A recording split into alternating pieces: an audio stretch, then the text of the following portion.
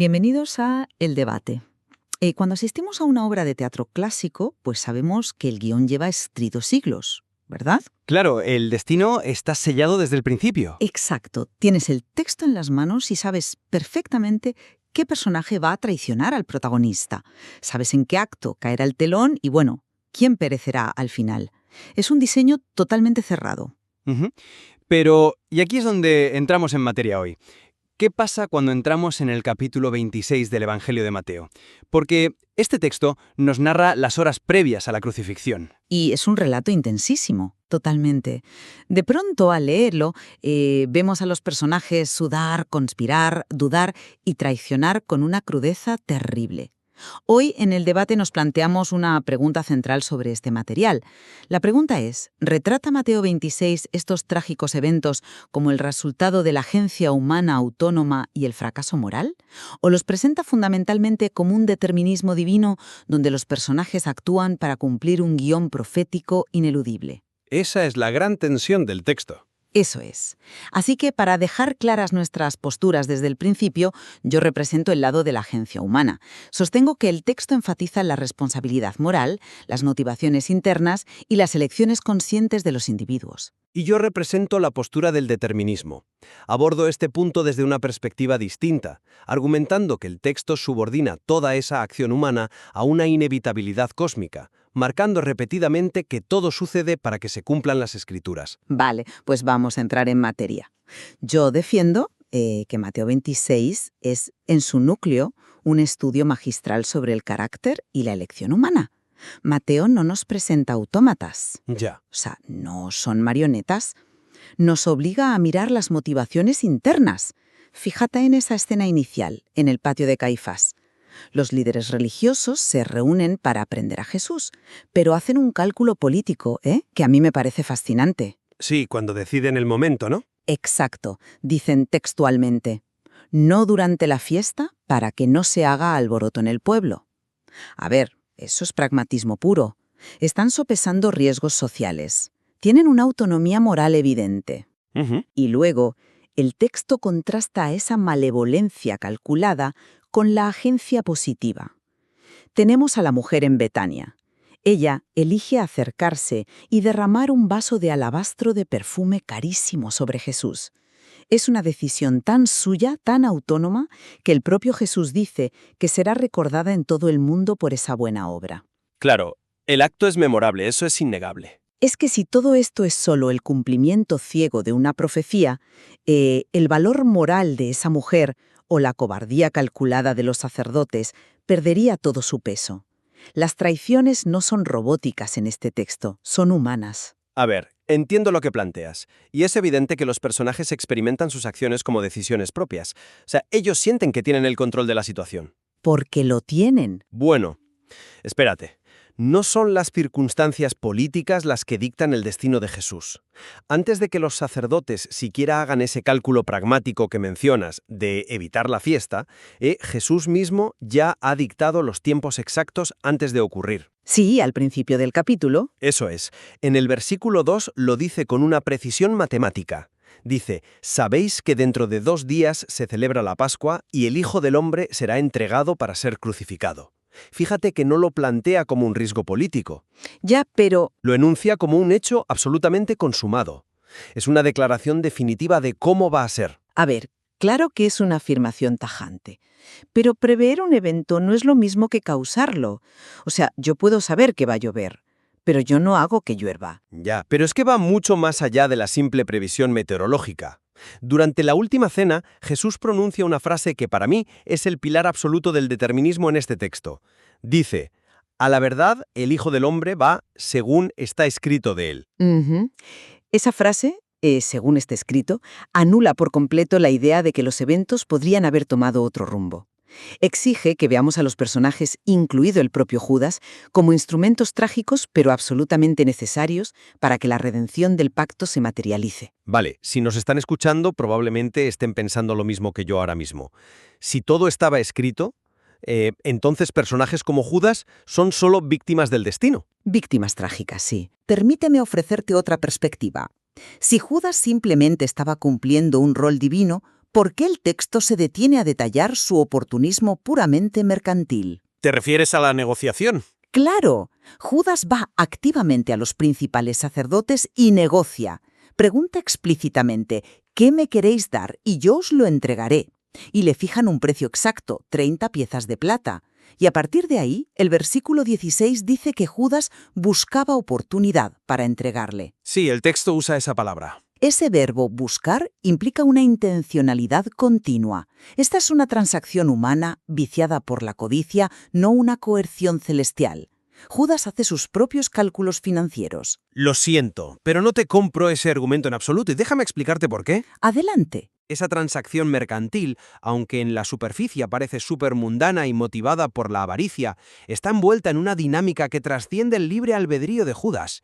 O sea, cuando llegamos a la mesa de la cena, Jesús no actúa como alguien que ha descubierto un complot secreto gracias a un chivatazo. No, claro, lo sabe. Exacto. Él dice abiertamente, el que mete la mano conmigo en el plato, ese me va a entregar. Lo revela no como un descubrimiento, sino como un hecho ya asimilado en la estructura del universo.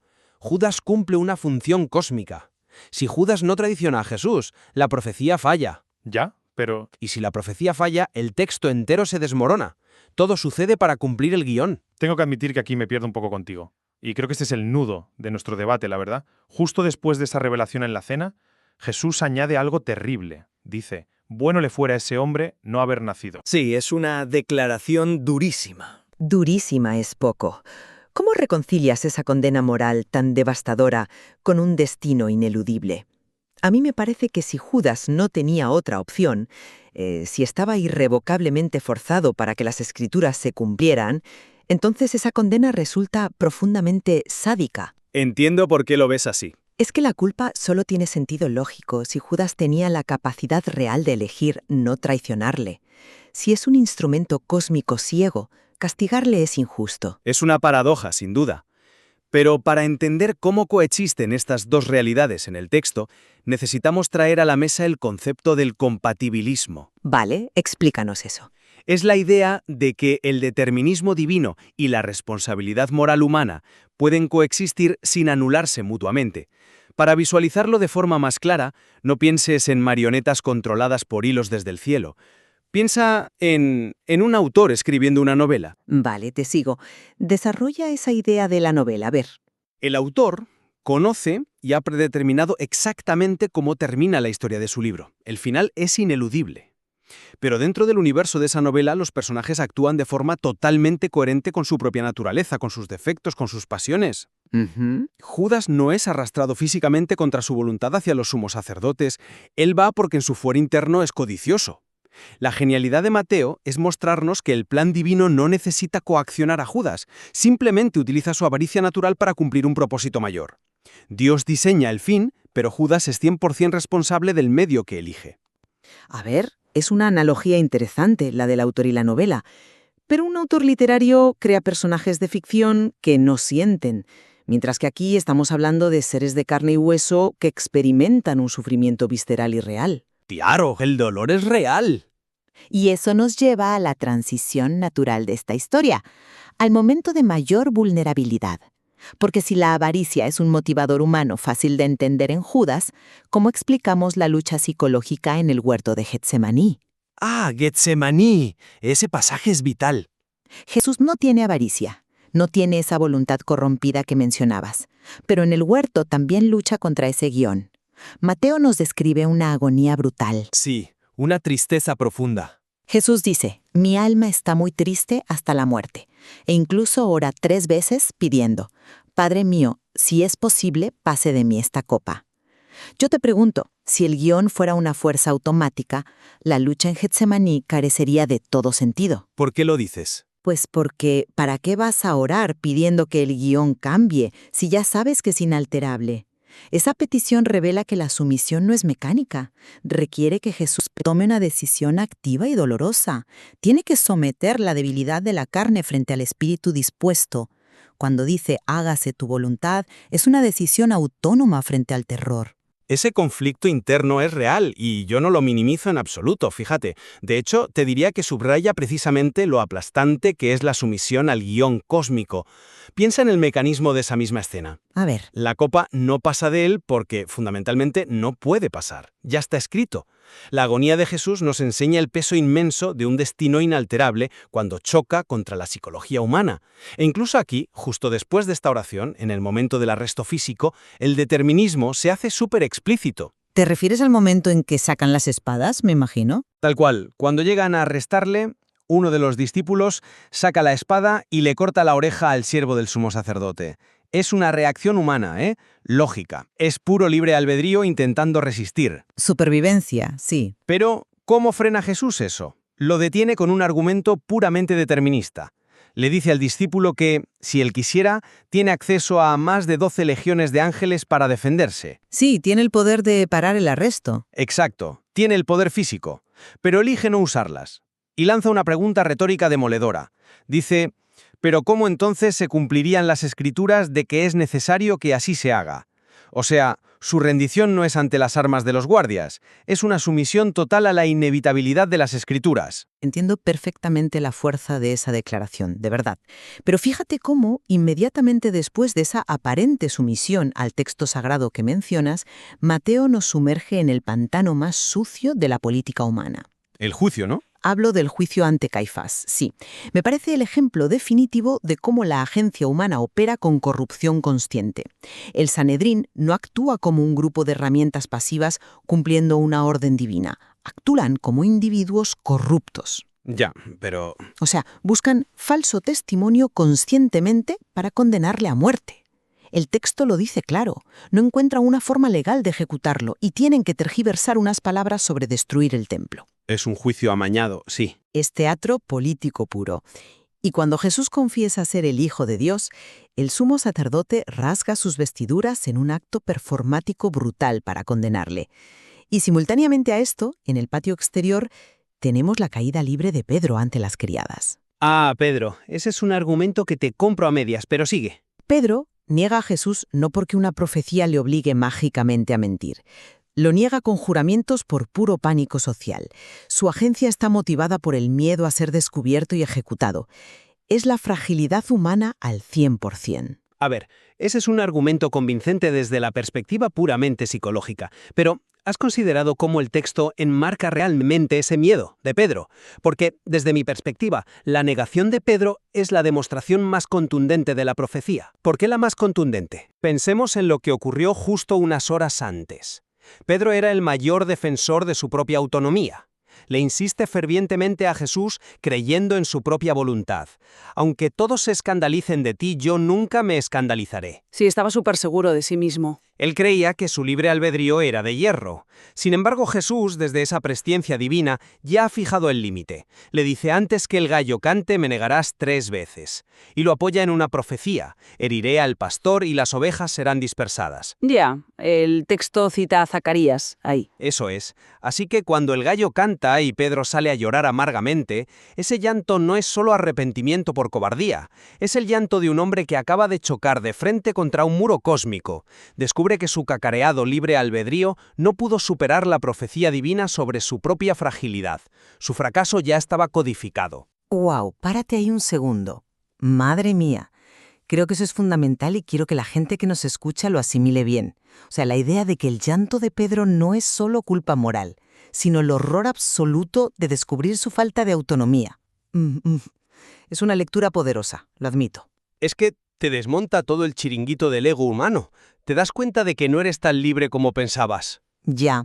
Y sin embargo, a pesar de lo atractiva que es esa lectura tuya tan filosófica, sigo creyendo que reducir el llanto de Pedro a una crisis de determinismo le resta a su humanidad esencial. Bueno, no se la resta, la ubica en su sitio. Yo creo que sí se la resta. Si Pedro sintiera que simplemente fue empujado por el guión cósmico, su reacción sería de impotencia o de enfado con el universo. Pero el llanto amargo es el lenguaje universal del remordimiento moral. Llora porque sabe que podría haber actuado de otra manera. Y esa es la tesis que yo defiendo al mirar todo el capítulo 26. El texto expone brutalmente la falibilidad humana. La tragedia ocurre por el miedo de Pedro, la avaricia de Judas y la corrupción política de Caifás. Individuos concretos tomando decisiones equivocadas. No niego que la falibilidad humana esté ahí y sea palpable, pero mi lectura final es que el texto enmarca toda esa imperfección dentro de un diseño maestro inquebrantable. Ya. O sea, cada traición humana, cada miedo, es paradójicamente un paso necesario para cumplir la redención profetizada. Por eso la frase «para que se cumplan las Escrituras» martillea todo el relato. El fracaso de Pedro o la avaricia de Judas no frustran el plan de Dios, son las herramientas que lo ejecutan. Bueno, creo que llegados a este punto, en lo que ambos acordamos plenamente, es que la brillantez del texto radica precisamente en esta tensión. Una tensión casi irresoluble. El dolor humano es real. O sea, las lágrimas de Pedro y la angustia de Jesús en Getsemaní son viscerales, a pesar de que tú argumentes que el resultado cósmico está predeterminado. Totalmente. Y creo que esa es la riqueza de estudiar este material a fondo. Nos muestra esa intersección exacta entre el destino inamovible y la libertad humana. No te da respuestas fáciles, te obliga a convivir con la paradoja. Lo cual aporta una profundidad inmensa. Ya no es solo leer una crónica de eventos, es un espejo de nuestras propias tensiones diarias.